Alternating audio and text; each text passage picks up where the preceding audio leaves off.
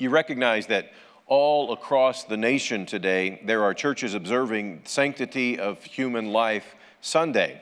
Now, we as a church family do this every year. Let me set the stage for what we're going to do.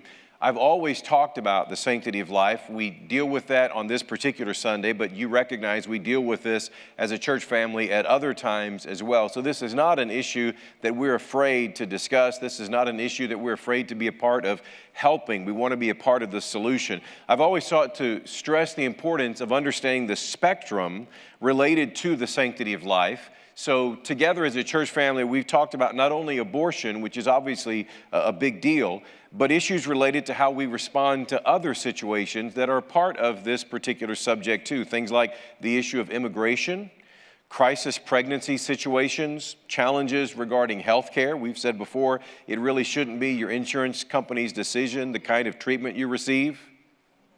That's a sanctity of life issue. It really is. And challenges regarding health care, obviously, as well as the culture's view of the elderly.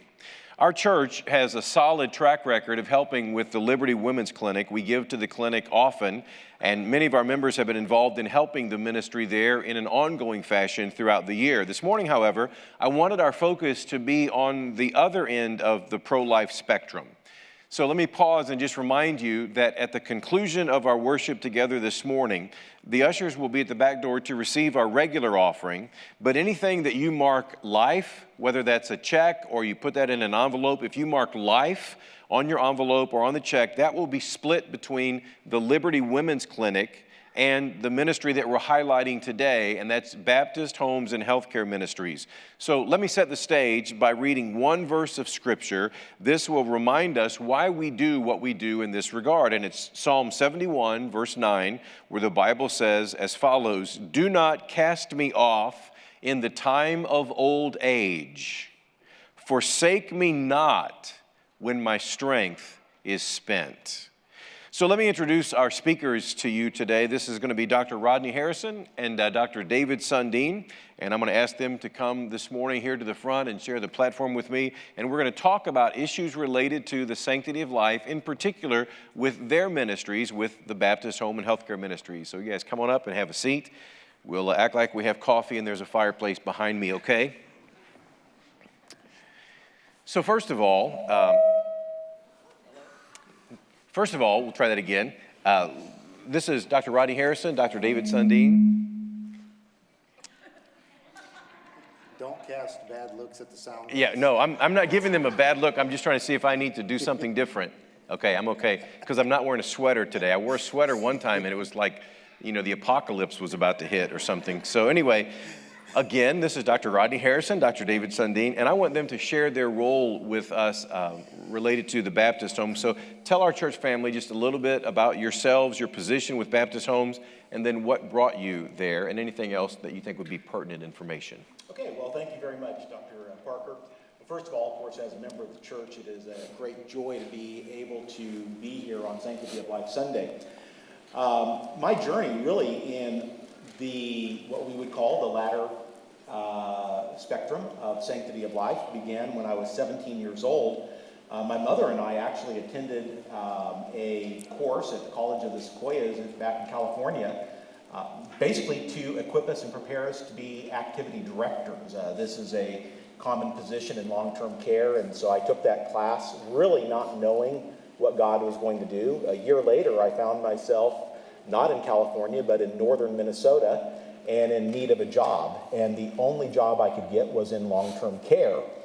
I think as I've shared previously, you immediately realize that as an orderly, you get the least pay and do the most work. LPNs help you and get more pay. RNs do nothing but sit at a desk and get the most pay. So, wow. that Do we have any RNs in the room this morning before we go on? Okay. Yeah, and plus that's not the whole story. Okay. So that just really reinforced the fact that I needed to continue my education. I ended up getting a nursing degree and becoming an RN, and by design decided to go into long-term care. And so I started my first job, immediately realized RNs do all the work, get the least pay, directors of nurses get more pay and do less work, and then the administrators do nothing but sit at a desk and get the most pay. So I'm just glad you didn't mention preachers this morning because, cutting down to one service on a Sunday, you know what I mean? There might be some talk. I'm just saying. So at that point, ended up going to Dallas Baptist University, where they had a healthcare administration program. And it was also a time where I was sensing a call to ministry. I'm not really sure what that would look like.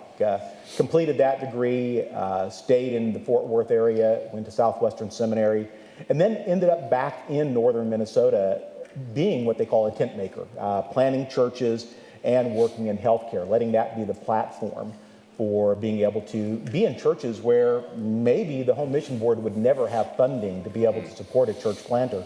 So we had a really exciting time, and sometimes challenging, but sometimes very blessed. I thank the Lord for those days up through about 1992, when I ended up going full-time with our Home Mission Board, now North American Mission Board. I really thought that would be the end of my healthcare career. But back in 2019, the chairman of the Baptist Homes and Healthcare Ministries Board of Trustees, he contacted me about serving as first interim president of the organization, and it was during that time as interim president the Lord's call became very clear that this was going to be the next step of faith in our life, to be a part of an organization that for almost 28 years had been separated from Missouri Baptist Convention, and by God's grace and providence had been restored as an entity of the convention. And so now for almost 2 years, I've had the privilege of serving as president of Baptist Homes and Healthcare. Very good. That's awesome. Thank you. Dr. Sundin. Well, I don't have any experience in healthcare, all right? I just chuckle at that all the time, how God works. But I knew from an early age I was going to be in the ministry, and always just assumed that was going to be pastoral ministry. And that's what I studied for. I got my bachelor's and master's in theology, and I was pastoring churches, and mostly I was doing church planting in Minnesota. And that's where Dr. Harrison and I first started crossing paths, because I was in the southern part of the state planting churches. He was in the northern part of the state planting churches. And so we knew of each other a lot, but we hadn't really met each other. But we had, we knew a lot about each other. Later on, I started doing denominational work. I was a director of missions for 9 years in the same association where Harrison was. Now, the reason I'm not trying to just brag on Harrison, but you got to understand that. So I would go all over my association, and everyone's talking about, oh yeah, Harrison this and Harrison that, and it's like, oh, yeah, all right, he planted this, he planted that. So I could see his fingerprints all over. So I had this real strong respect for him. Later on, I was doing my doctoral work, and I was striking out, okay? I got done with all classes, never did my dissertation, and Harrison came to our convention. And it's like, wow, you're Rodney Harrison, you're David Sundin. And he convinced me to get back into school. So I came to Midwestern, got my doctorate there. And then Harrison and I started going to Sturgis together. So you're starting to see this tie with Harrison, okay? And then he called me and asked me if I would come and direct the online program at Midwestern Seminary. And I go, I've never done anything. I haven't been in that kind of education before. He goes, that's okay. You'll get it. And so I came to Midwestern, and I was the Dean of Online Studies. I'm no longer the Dean of Online Studies. I finished that in August. But 8 years doing that, went into this situation not really knowing what to do, but just figuring it out, and with the encouragement from Dr. Harrison all the time. And so I really loved working with him. And then all of a sudden, he decided to run off and go to Baptist Homes, and he left me at Midwestern. And please understand that when I get together in a room with Dr. Harrison and we start dreaming, we start thinking about things, it's just like we come out of that room, and it's like God has spoken to us, and we and I was missing that. So then a little bit later, he calls me and says, hey, we're going to be starting the hospice program with Baptist Homes. I want you to come and start our hospices. But Rodney, I don't know anything about healthcare. That's okay, you're a church planter. You know how to start things. And so he convinced me that I should do this. But the thing that was so strong is the fact that I knew that in the past I had worked with Harrison, and I knew that God blessed. And so that was one of the things that said, okay, I can move out of my safety zone, my comfort zone, and move into this new venture because of my past experience with him, and it's been really good. That's cool. Both of these guys, and I didn't say this, but I think you guys had said something about both of these guys you recognize are members of our church, which is really cool. It worked out that way, and that's been great. And so we're grateful to have them. And I love the fact, just the experiences that you guys bring to the table, in a lot of ways, a path that would be, nobody could have charted that. I mean, that ultimately has to be a God kind of thing for it to play out the way that it played out. And I love the way things have gone at the Baptist home, and obviously that's due to great leadership. In fact, when you came to the Baptist home, how many campuses did we have? We had 3 campuses and one that had been somewhat what we'd call stillborn. Okay, so 3 campuses and one kind of in the works, but it really hadn't done much. How many campuses do we now have? We now have 7 campuses. And how long have you been the president of Baptist Homes? 2 years. 2 years. So the joke became, because he didn't tell you this, but I'm the chairman of the board of trustees for the Baptist Homes. So we have this running joke in our trustee meetings. Now I said, don't anybody go buy any vacant buildings with Rodney Harrison, because like he might buy them for the Baptist Homes and then we're gonna have another campus. But man, visionary leadership from both of these men, greatly appreciate that. Let me find out, give us just a brief history lesson in terms of how Baptist Homes came to be in the first place. Baptist Homes had its earliest start in the heart and mind and vision of Milford Riggs. Milford was pastor of First Baptist Church, Ironton. He was a graduate of Southern Seminary, had earned his doctorate there, was an author, and really a very proficient pastor who had a great burden for widows and orphans. And you have to put yourself back into that time frame of 1913. Many pastors had lost their children in the Civil War. And so they had no one to take care of them. And of course, Ironton, Missouri is kind of the hub of the Civil War. In fact, if you go to the Ironton area, if you go to Pilot Knob, that's where the Confederacy had their headquarters. If you go to Arcadia, 2 miles away, that's where the Union was. And so this was a battleground. This is a place where the Civil War impacted so many lives. And so you had many pastors and their widows who had no one to take care of them. And so he said, we need to do something. The church needs to do something. And so him and his wife, with much prayer, rented a home, and they soon filled that home up with pastors and their widows who needed care. Right at 100 years ago, they built what is today called the Riggs Scott Building, but they built a beautiful structure, at that time very much state-of-the-art. It actually brought electricity into the valley to be able to build that building and have the first elevator and things. And it was to be able to serve Missouri Baptists who were at that point where they needed a little extra care. And at that time, it was truly a alternative to what was called the poorhouse. And so being able to provide dignified, compassionate, Christ-like care has been at the heart of Baptist Homes since 1913. Okay, so it's important, like for context for us to understand, this predates what was going on with what now is Guidestone Financial Resources for the Southern Baptist Convention, where as a pastor like in my situation here serving this church, the church helps with retirement planning. That was kind of not on the radar back in those days.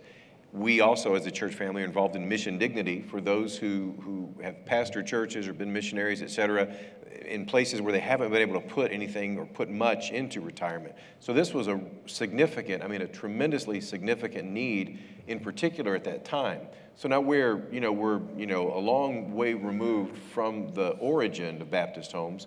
So what is the mission of Baptist Homes and Healthcare Ministries then today? How would you describe that to us? The mission continues to be driven by Psalm 71:9, which you read earlier today. a psalm that when we fully unpack it talks about really the journey of a lifetime and the desire to have meaning, worth, and dignity and value coupled with purpose. And so Psalm 71 has been our foundational verse from day one of Baptist Homes. And our mission really, a few years ago, we went through a process of asking the question, how do we articulate our mission, our vision, our values? Well, first of all, we are a Sanctity of Life organization, so we needed to incorporate that. And so our mission is to provide Christ-like ministry and care, education, and advocacy for the aging. And our vision is to really set the standard of care for the aging. And then that also allows us to expand our vision, which David will be able to talk to a little bit later. Okay. So is there anything else that, as far as like the correlation between what takes place at the Baptist home and the issue of the sanctity of life, is there anything else that we need to share related to that kind of connection? Yeah. Well, one thing I love about our church, and it's something that we have done, I think now 3 times since I've been a member, is in the Baptist Faith and Message, Article 15 talks about the sanctity of life from conception to natural birth. And so, the sanctity of life is at the heart of what we're doing. And being able to go through that journey as people age. I just recently wrote an article that is in the Pathway, and it was based upon Paul McCartney's song, When I'm 64. And if any of you, remember that song, When I'm 64, he actually wrote that when he was 14 years old, and he was trying to envision what would life be like in 50 years. And he asked some questions that are really pertinent today. Will you still need me?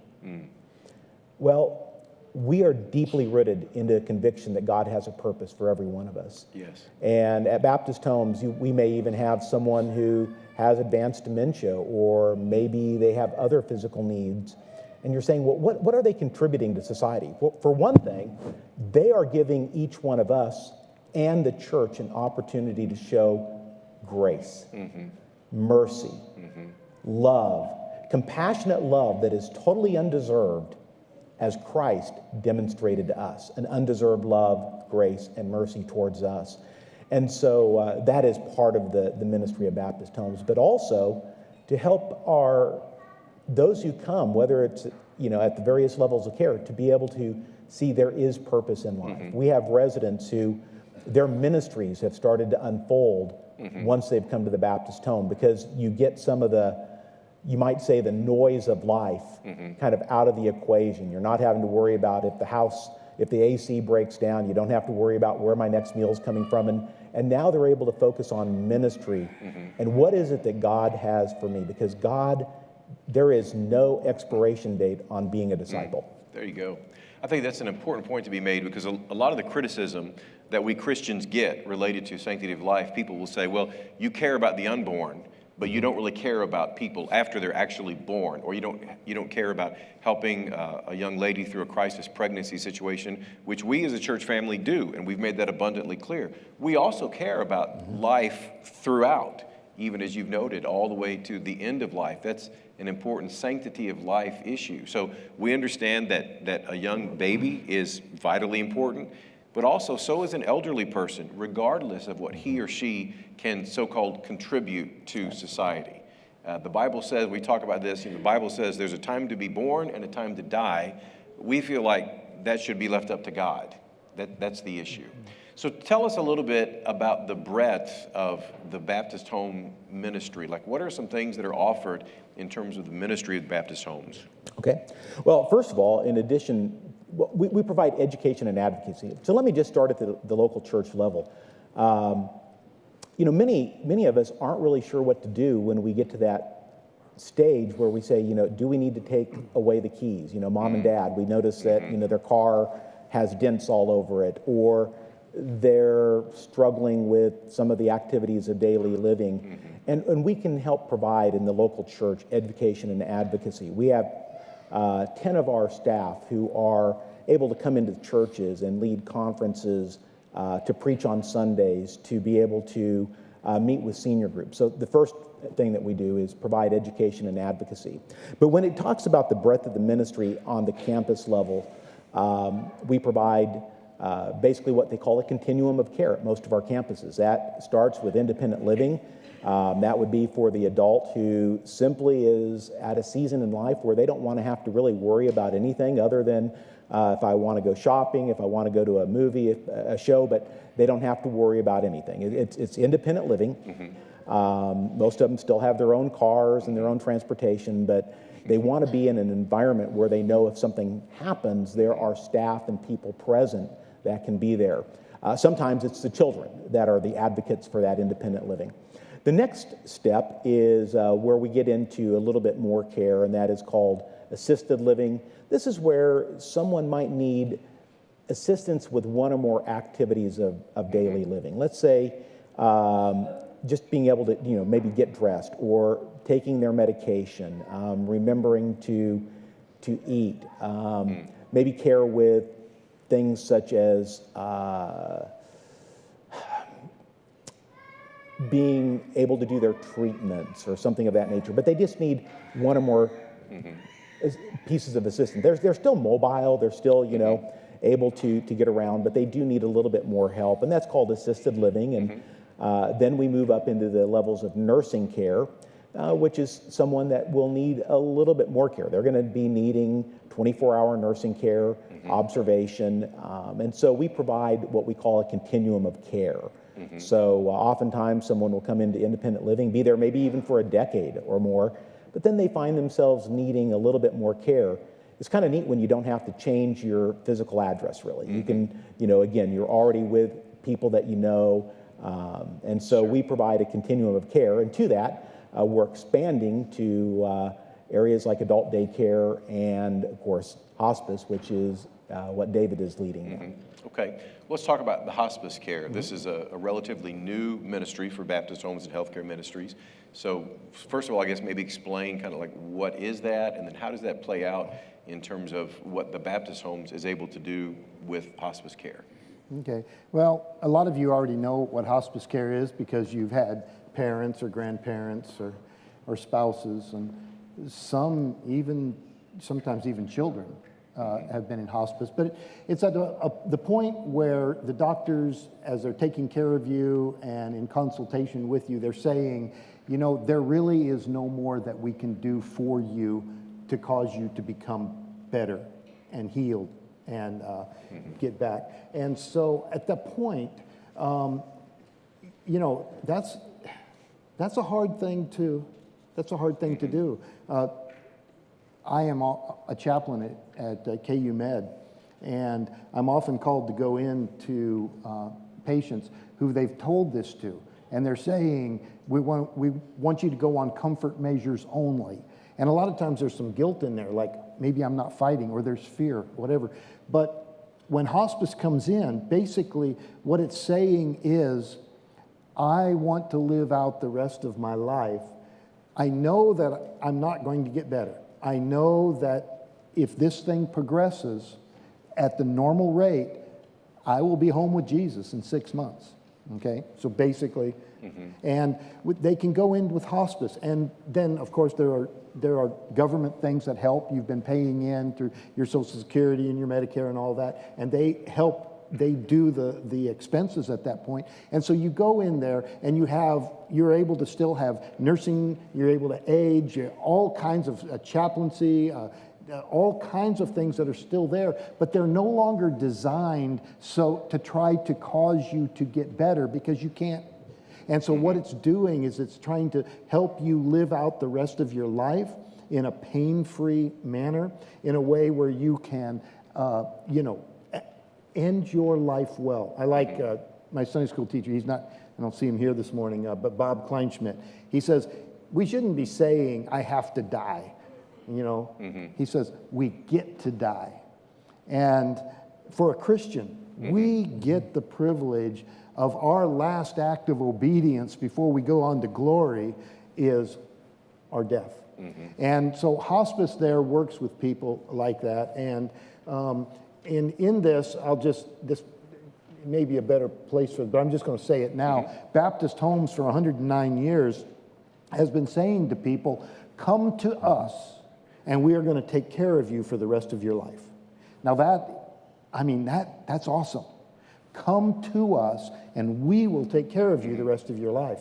But we're having an addition to that.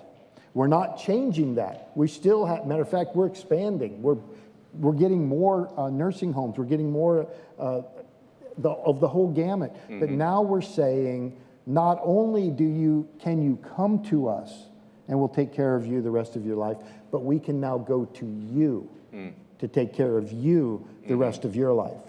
I remember I was sitting right over there with my wife and you were preaching and you had an illustration, and I can't remember the illustration so much. I can't either, so don't worry about it. But it's okay. But you were using the term home safe.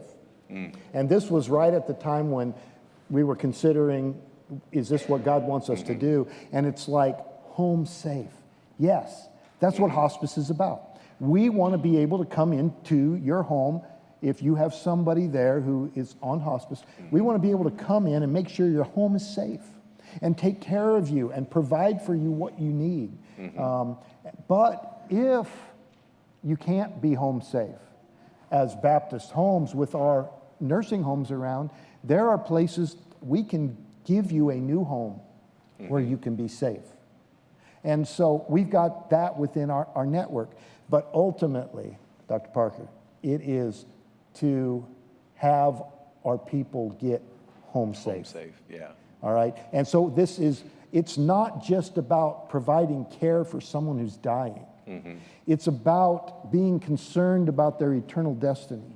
It's about being concerned about who they are, about them ending their life well and going on to their reward in heaven.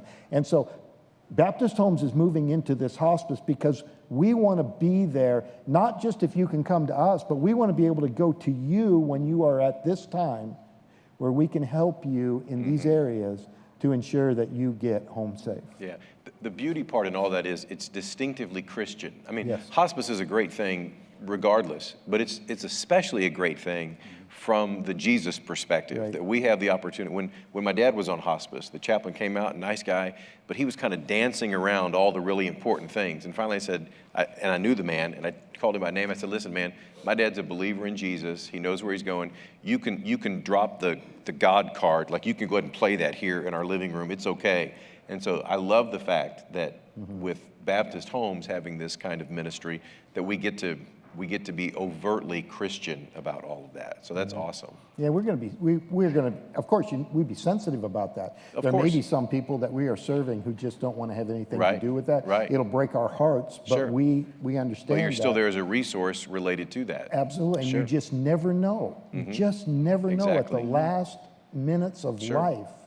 We want to be there because sometimes there's a change of heart. Absolutely. And yeah. Yeah, that's great. So tell us about, because I would wonder, sort of like, what is a day in the life of? Like, when you think, if I go to the Baptist home, now hopefully I got a few years before it gets to that point, I don't know. But if I go to the Baptist home, what do I get to do? Okay. Well, a day in the life at Baptist Homes will depend a little bit on the level of care that you have. But the first thing is you're going to wake up in the morning kind of when you want. People sometimes think of nursing homes as this regulated schedule. No, you're going to wake up in the morning. The only difference is, unless you want to make your own coffee, it's going to be ready for you, and it will taste actually pretty good, okay? I value good coffee. Do they have Waffle House at the Baptist home? That's all I want to know.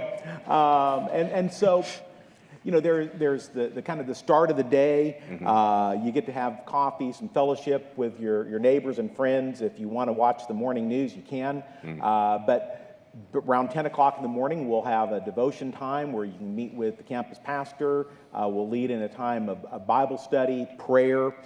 Devotions are an important part of our campus offerings. And really is one of the distinctives. During COVID, many of us heard about the shutdowns in long-term care and the nursing homes. Nobody could come in.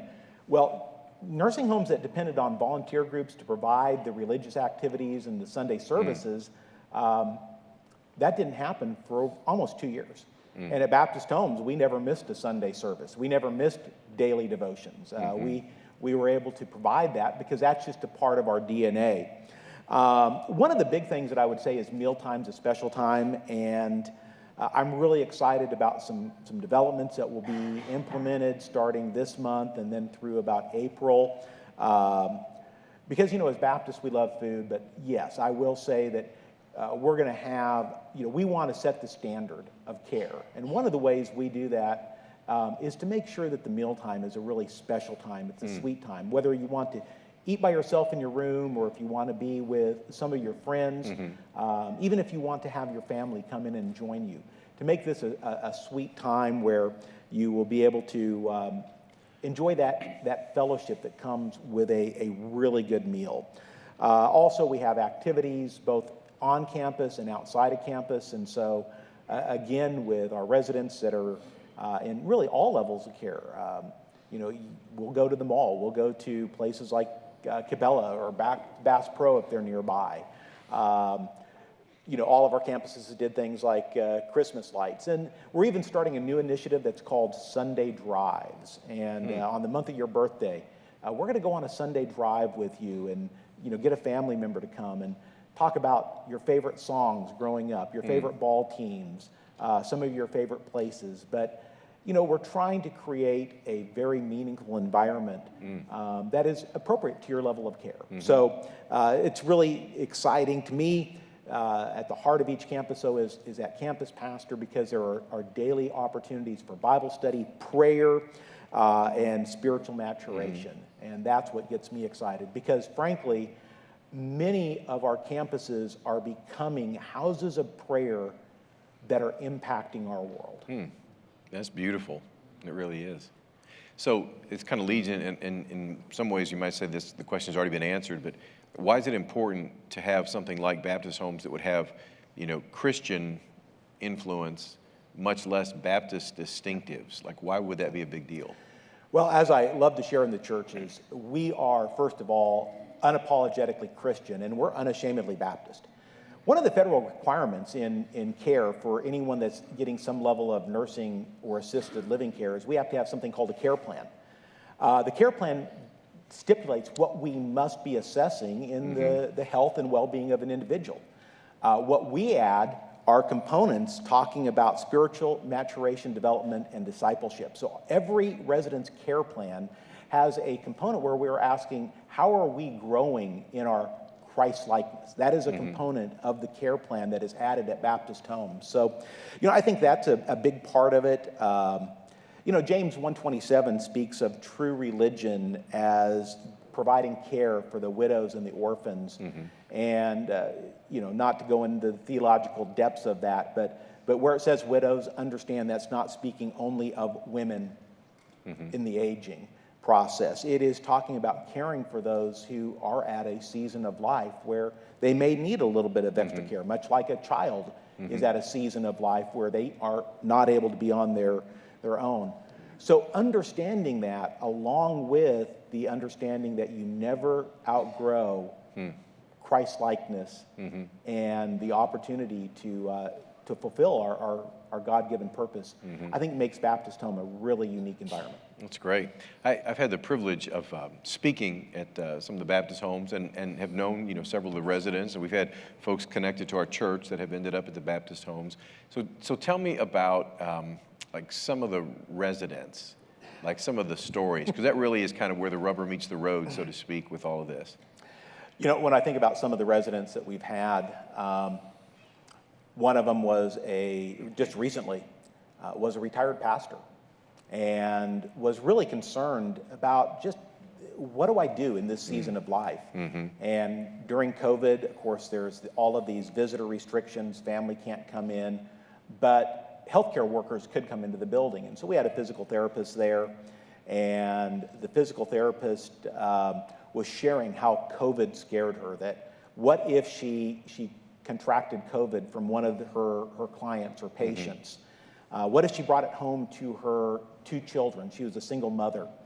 And as she was sharing these fears, he started to share of the one who overcomes our fears, the one who loves us.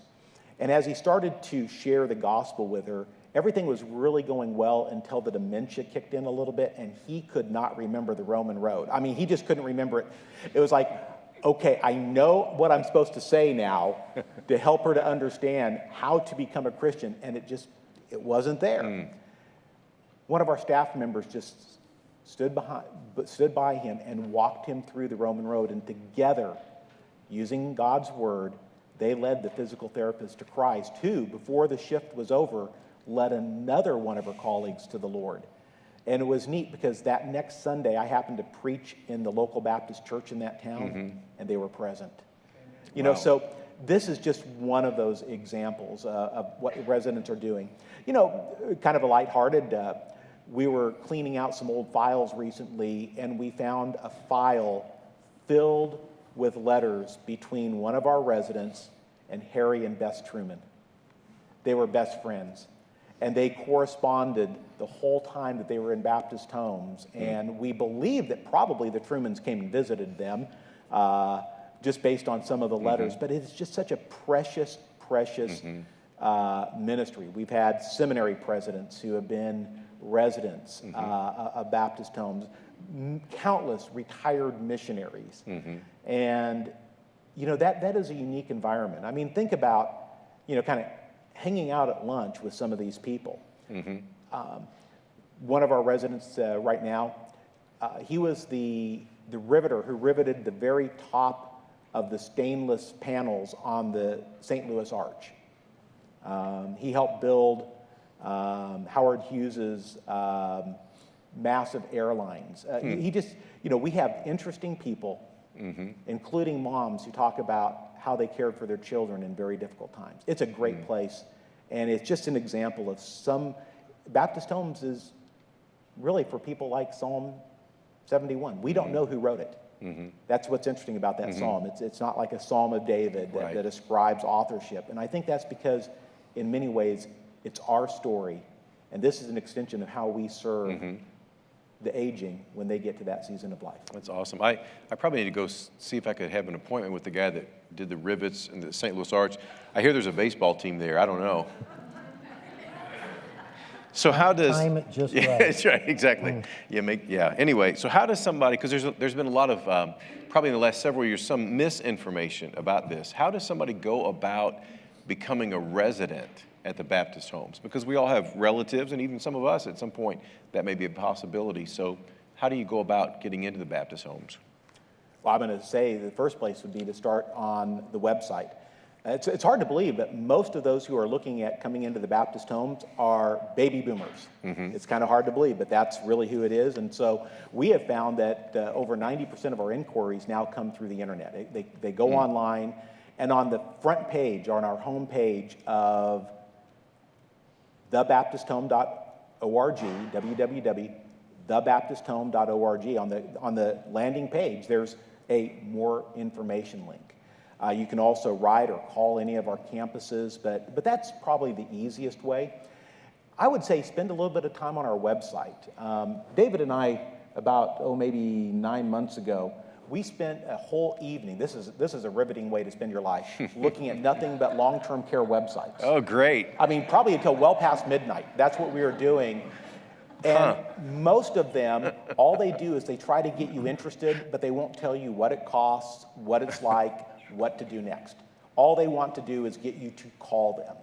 We post all that information online. You can look at the rates, you can look at the room layouts, you can find out more about our staff, who to call. And so I feel like we have a pretty good website. We're getting ready to update it even more, but that would be the starting place. The information is there. Okay, very And good. the button, the one button says "Help starts here." I like it. You know, This is my kind of website. You know Press what I'm that saying? button. Help starts here. Yeah, good. Oh, that's great. And then I'm sure that once that all gets started, then they have the opportunity to talk with somebody, which would be great, and then find out all the information as needed. So that's cool. Because I know we've had some involvement from some people in our church with the newest project, or one of the newest projects there at Smithville. Let me just tell us just briefly about the Smithville thing. This is one of the coolest things ever, and then I'll get to the closing question. You know, I would think that everybody in here has a tremendous love and respect and wants to honor our veterans. Right. It's just, I mean, I remember when I was trying to serve, you know, I knew better than to go to the Marines, all right? I just wasn't that tough. But I went to the Navy and started going through it, and they said, no, you can't be a part of this because you've had an ulcer. And anyway, I talked to my doctor, and he said, oh, no, that was not a real ulcer like they're thinking about. So I tried to go to the Air Force, all right? And then they said, no, you can't do this. You have scoliosis. And so I was doing, I wanted to serve. And so I've always had just a tremendous respect for those who have served, those who put their lives on the line for us. And that has, in my life, I mean, you know, in the parades when the veterans walk by, man, they got the flags, and you know, man, I'm standing up, and if someone's around me who's not standing up, I'm chastising them, all right? It's like, these are our veterans, stand up. But we have that love, but we also know from some of the stories of some of the ways that our veterans have not been adequately taken care of. We're seeing veterans' homes shutting down. We're seeing issues and problems. And so in Smithville, if you look at that facility, it's right across from the hospital. I think at one point they could handle, you can correct me if I'm wrong, but about 120 patients. And sometimes you go into these veterans' homes and they've got 3 patients in a room, all right? But what's going to happen in Smithville is that facility is going to have, in most of the rooms, there's going to be a bedroom, but the next room is going to be their living room. And they're going to have their own separate bathroom, and they're going to have places where people can come and visit with them, and it is going to be like a little apartment. We're not going to let them cook there, you know, microwave, whatever thing. But, sure. But they will have that there, and so it's a way to honor them, and it's a way to take care of them, and we'll have the staff that I mean, we'll only have, what, 45, maybe 45 veterans there, and we're going to be able to take care of them very well. So it's for veterans only, The basically? Smithville is for veterans, okay? And there's this basement, and if any of you have ever been in there, it's a pretty big room. We're starting a church for veterans, especially, it doesn't mean that only veterans can come, but you know, if you've not heard Dr. Harrison talk about moral injury and some of the PTSD situations that our veterans face, they have unique needs. And if we can have a church that understands and is suited for them and have a chaplain there who served, you know, and who knows, and our administrator there has been in combat. He is, you know, he understands these things, and we're putting that, we've had people coming in, tearing the place apart. Right. And now we're starting to put it back together, and it is going to be exciting. But also in that building, there are offices where we're going to have probably our first hospice in Smithville. Okay. Cool. So that's how kind of I'm connected with that building, in the fact that we will have our hospice offices there to reach this area here with hopefully our first hospice. That's great. Final question. How can a church like ours help? Like, I know there are bound to be some challenges, but what are some practical things that we can do to be of help to the ministry of Baptist Homes and Healthcare?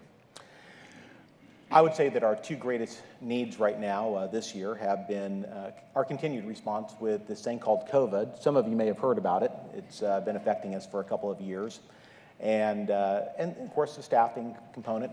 One of the challenges we're wanting to provide to the churches, and that is to encourage our young people to go into healthcare careers and to be able to work. Imagine the opportunity of combining a career with a calling. And we hope to provide that at our Baptist Homes campuses for those that are interested in healthcare. the projects that are being started, the new initiatives, obviously, they're going to take much prayer. Pray that we'll have wise decisions. Of course, a lot of financial implications of those, but more than anything, it would be praying for our workers and then pray for our caregivers. Okay. It's been a tough couple of years. Yes.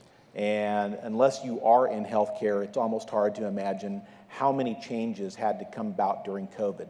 Again, what a great opportunity. Baptist homes never had to stop spiritual care. We never kept our residents away from communicating with their local church through our chaplains and through our worship services on campus.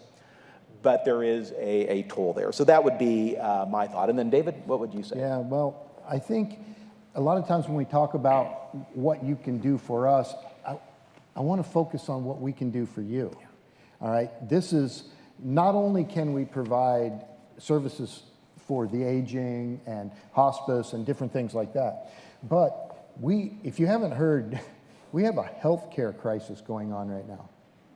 All right, when I'm doing rounding at KU Med, I talk to the nurses, and they're tired. All right, they're putting in way more hours than they should. They're taking care of way more people than what's normal.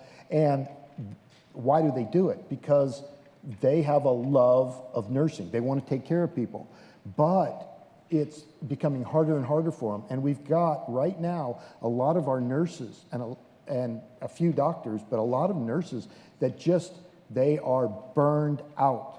They have said, I've got to take a break. They've walked away.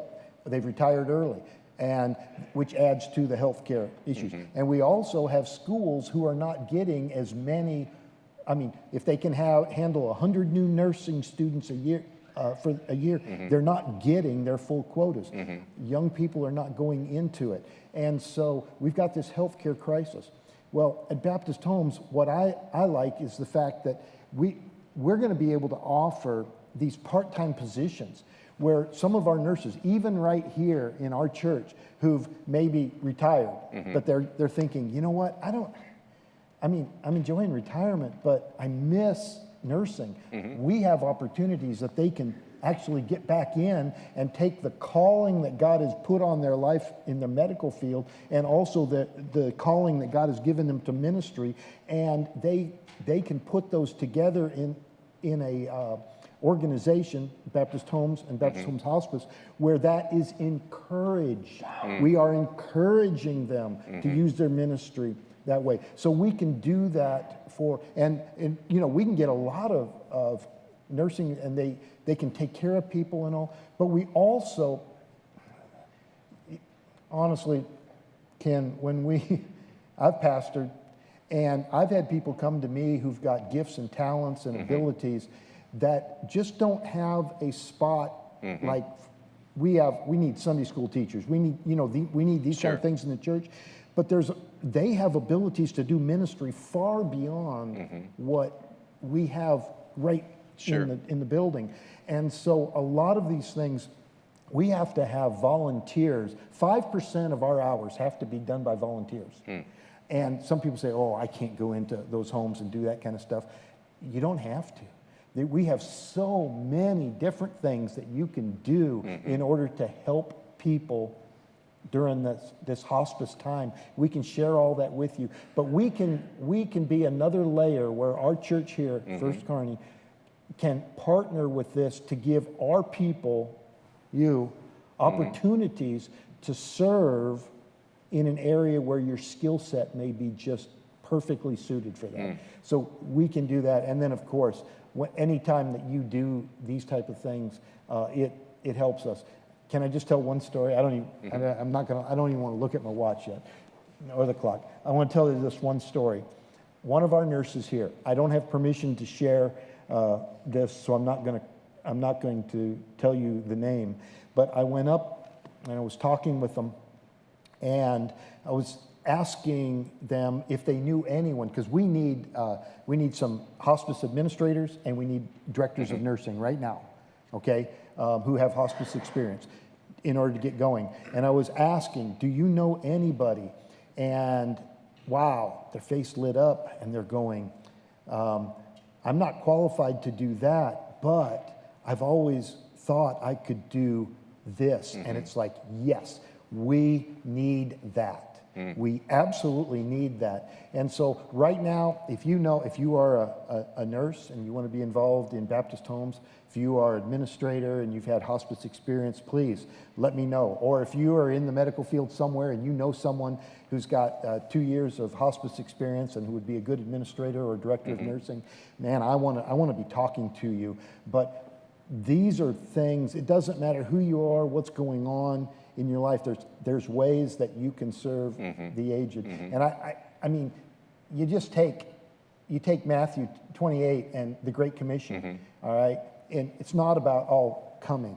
Right. Now, hospice is not a church, but we are Baptist. We are under the umbrella of the Missouri Baptist Convention, and we are ministry. And so therefore we can go and we can be evangelistic. But I also think just chapter 25, when he's talking about the sheep and the goats during judgment, and and he's talking to the sheep, and he said, you fed me, or you when did we see you, Lord? When did we see you hungry or thirsty or naked or sick or in prison? And it says, when you've done it to the least of these, you've done it to me. Right. And so what Baptist Homes does provide, and a lot of ministries do this, but we provide a way that our people can literally take care of the sick, help feed, help clothe. And we stand there in judgment, and we're in the line of the sheep, and Jesus is saying, well done, good and faithful servant. That's cool. When we finish, you guys will be around here at the front in case anybody has some questions or they want to, just kind of touch base with you. Would you guys join me in thanking these guys for coming out today and sharing with us? Thank you guys. Appreciate it.